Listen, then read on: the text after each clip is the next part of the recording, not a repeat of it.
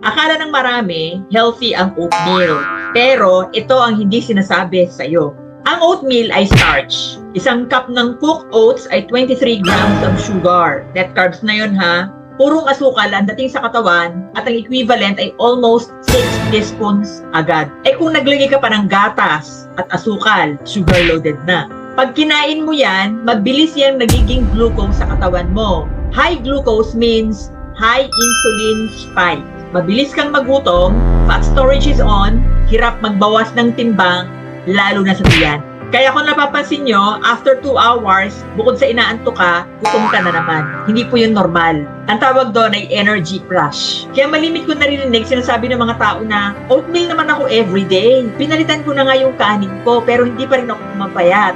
Yun ay dahil the oatmeal itself is a sugar bomb. Asukal ang issue at yung insulin reaction doon sa asukal na kinain mo. Kung may belly fat ka, hypertension, fatty liver, at iba pang insulin resistance symptoms, oatmeal is not your friend, my friend.